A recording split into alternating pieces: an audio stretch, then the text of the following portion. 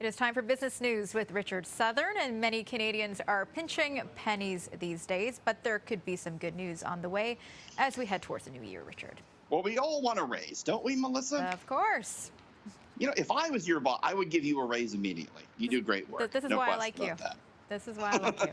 Hate to break it to you. I'm not in charge, though. But listen, many Canadians obviously are looking for a salary bump. We were in the situation where the cost of living has outpaced salary increases big time. Good news, big new report on this that surveyed hundreds of Canadian firms found on average we should be getting a raise next year. On average, a 3.6% pay increase, which wouldn't be too shabby. It would actually be a little bit better than what inflation is currently running at. 43% of employers in Canada plan to grant a bit more a budget to higher salaries, on average a percent more. Only 2% of companies surveyed plan on freezing salaries. Where are you going to get the most raises? You will if you're in the professional, scientific, or technical services industries. You can get almost a 4% raise on average there, according to this survey. High technology sector, a 3.9% raise could be in the offering. You and I should have taken computer programming or something like that, Melissa. Oh, boy. Oh, well. Yeah, software engineers. That's where it's at, I hear. Missed out on that. I know. Well, as costs continue to soar, it appears Canadians are losing their appetites for dining out. Are you eating out as much? A little bit, yeah. Yeah, it's bad.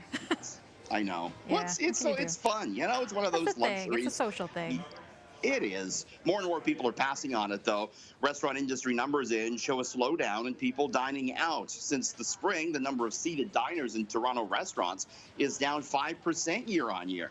With budgets as tight as ever and menu prices rising, it seems more and more people are willing to forego the Friday night restaurant visit. There's one exception in the food and beverage industry, though. It's pumpkin spice latte season. And Starbucks is still seeing a huge financial gain with the PSL. They brought it back August 24th. And on that day, Starbucks saw a 25% increase in store traffic compared to 2017's PSL launch. And on the Saturday following, business was up 41%. Melissa, people still thirsty for that PSL 20 years on. How about that? They're rushing for the fall feels already. It's kind of early, isn't it? It is, but I guess Labor Day is coming on and bring on the PSL. There you go. Now, pot stocks have recently caught fire, and it's all tied to developments south of the border. Yeah, these stocks have been beaten down to just pennies, but reports are that the U.S., it's still illegal in the U.S. cannabis, right? It's legal in many states, illegal federally. That may be about to change. Reports say they're looking to reschedule it as a Class 3 drug, and that could open the door for companies in the U.S., be they tobacco or alcohol companies, to come into Canada and buy our Canadian cannabis companies. As a result, we've seen a big 5-day rally for these names.